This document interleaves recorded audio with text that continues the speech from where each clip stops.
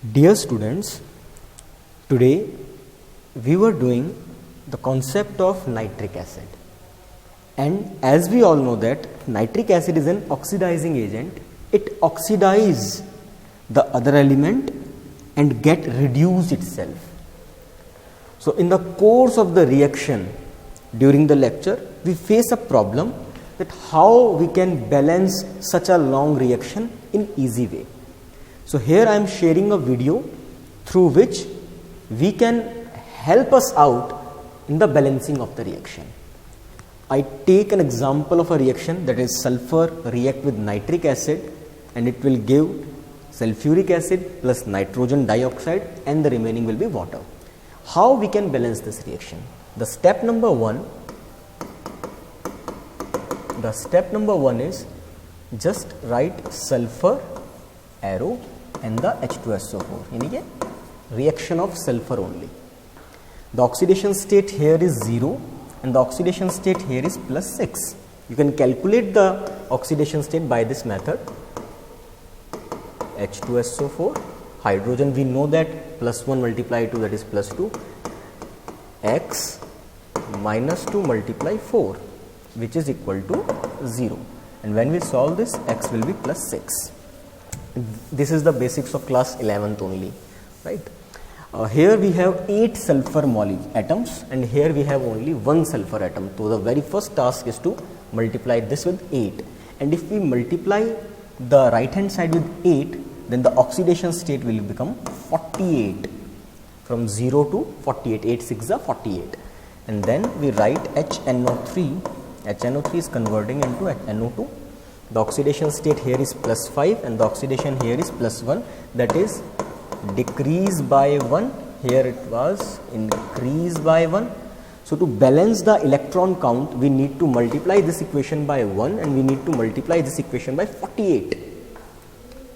And when we multiply the equation will become S8 plus 48 HNO3 converted into 8 H2SO4 plus 48 NO2 plus water will be remain out.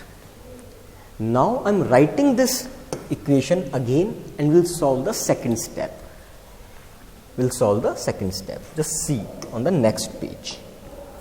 We have S8 plus 48 HNO3 converted into 8 H2SO4 plus 48 NO2 plus water. Now you can see here clearly that we have 8 to the 16 hydrogen in the right hand side and we have 48 hydrogen on the left hand side. Remaining everything has been balanced except oxygen and hydrogen. So here is 48 hydrogen and here is 16 hydrogen. So if I multiply 16 here, 16 water, it is a hit and trial method. If I multiply 16 here, it is 32 plus 16, that is equal to 48. Hydrogen has been balanced, and if you see the total count of oxygen, 48 multiply 3, 144. If we see here 8 4s are 32, 42 multiply 2, 696, and here 16 oxygen up there, 16, 2, 6, 8, 6, 14, 1, 1, 2, 14. The count is equal. That means the reaction has been balanced. This is the way to balance the complete chemical reaction, that is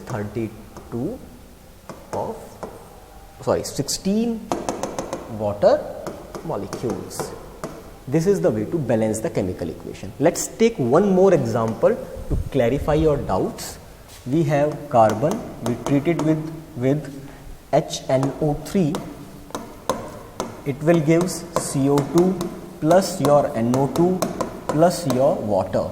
Now carbon converted into carbon dioxide, 0 to plus 4, HNO3 converted into HNO2, that is plus 5 to plus 4. Increase, oxidation has been increased by 4. Oxidation state is decreased by 1. So what will we do here? We will do multiply with 4, multiply with 1. Now when we write the overall equation, the equation will be 4C, that is only C plus 4HNO3 converted into CO2 plus 4NO2. Avoid this, and remaining will be the water which will left out in the reaction. So now we can easily able to balance the chemical reaction. We have one carbon there, we have one carbon here, we have 4 nitrogen, we have 4 nitrogen, we have 3 4s are 12 oxygen, we have 2, 8 plus 2 10. So here if we say 2, the reaction will be balanced. This is how we can balance the reaction. I hope you are able to understand the balancing of the reaction by this method. Keep practice the reaction of phosphorus and the reaction of iodine by yourself.